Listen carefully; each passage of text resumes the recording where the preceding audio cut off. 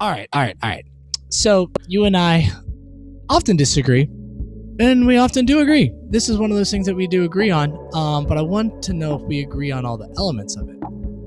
You and I have said it would be great, and we almost expect the Magic to be within the conversation of the play-in all season long, right? Like, not saying they're going to make the play-in, but they're always going to be in and around the conversation of, hey, what teams in the East are in play-in territory?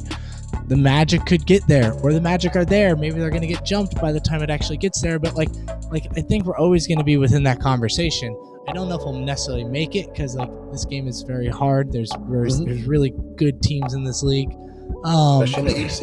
Yeah, especially in the East. But I think that I don't remember. Well, God was talking about these numbers like the other day. I think it was around like we'd have to improve by like 22 wins to be like the 10th seed to make the play-in, because I think the 10th seed had like 40 something wins or something. If you're comparing with last year, I got you. From last year. So we'd have to make a significant jump, which I mean is possible. I don't know if it's going to happen. Number one it's possible. Pick, yeah, and you might have better health, so that's in the realm. I wouldn't expect it, but it's in the realm. They voted today, I think, to keep the play-in for multi-years at a time instead of having to vote on it every single year.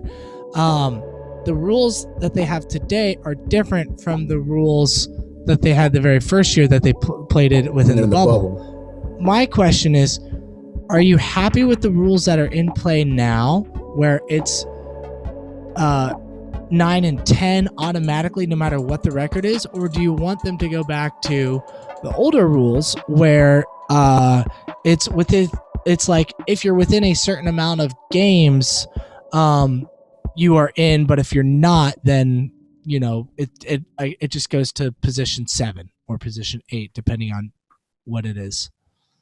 Well, it's like I was saying before, is that I think it's great right now. I mean, obviously, I think you could tweak some things now, but in some ways, I think the griping and the frustrations of the teams that are within that range is kind of part of it. Like our brethren over at the Six Man Show had tweeted out that they don't like how the 7-8 seed sometimes would have to face elimination versus a 9-10 seed that might be far behind them in the standings, which is a legitimate take. I understand that it's not fair, but I kind of like that it's fair because it provides incentive for the 7-8 seed to get into the 5-6 seed range. There's no incentive for those guys to coast. In years past, there were times people were in the 7 seed, 8 seed, maybe the 6 seed, and they would not only coast, but they would try to maneuver to get this team or that team. Like, hey, we're in the playoffs. We could freaking sit on our own,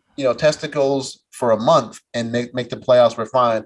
Who do we want to play? Now, if you're 7-8, you're like, hey, listen, we need to get to 5 or 6. In fact, we might need to get higher than that because we want to have a better matchup, this kind of thing, that kind of stuff going on. So, and in the end, do I really care if the 7 or 8 seed is having something unfair?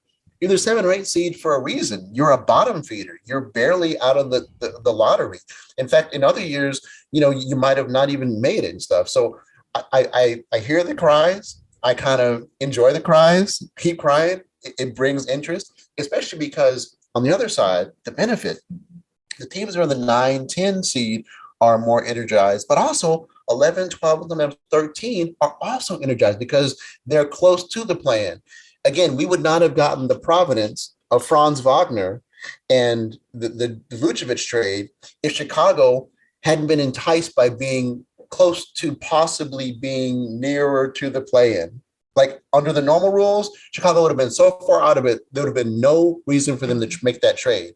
But because they were kind of near it at that moment, and it looked like they were going to make it, they're like, hell yeah, we need Vucevic right now. What do you want? WCJ? You want Otto Porter Jr.? How about 2 first-rounders while you're at it? It's like, sure. We're like, yes, that sounds great, Chicago. And we made that trade. We put Vucevic in a good situation to be able to make the playoffs in coming years and got Franz Wagner. And that was solely because of the play-in. So I'm not going to look a gift horse in the mouth. The play-in got us Franz Wagner. If you hate Franz Wagner, then you hate this current format. So go ahead.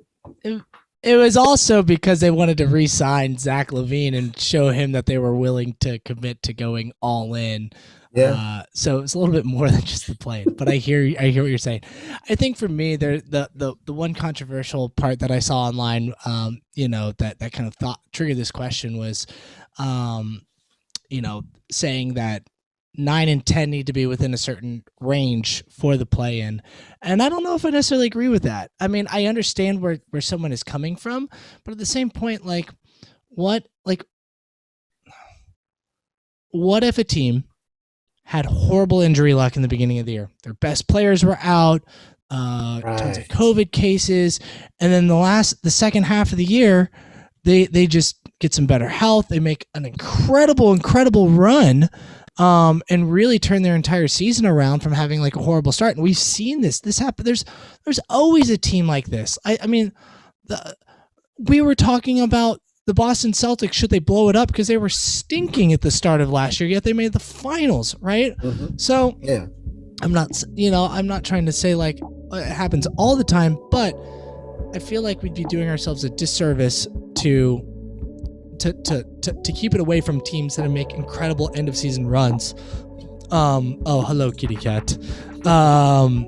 And it just is. I feel like we'd be doing teams a disservice if they, to make that chance and not get it. And again, and that goes back to your point. If you don't want to play in the play-in, don't be in the play-in. Be a better position. Be better. So get it together. I think you and I, again, agree on that situation, which is really, really nice. So, well, and the other thing is that chasing for the play-in, even if you don't ultimately make it, even if you're relatively out of it, that makes for more meaningful games for later in the season. Let's say the Magic never get closer than 3, 4, 5 games. That's much more meaningful games than if those 9 and 10 seeds are away and you're 8, 9, 10 games away. Then it's like, hey, why are we trying? There's no mathematical way we can get there. But as long as there's a chance, and especially with young guys, their brains aren't even formed yet. You tell them, hey, listen, bro, you got a chance to make the playoffs. You don't really, but they're going to be running through a wall for you. I mean, it's perfect environment, hopefully, for that cauldron of, improving your players. So. I like how you just said our guys' brains aren't formed yet, fully developed. That's fantastic. 19 and 20, you know what I'm saying? What do you want?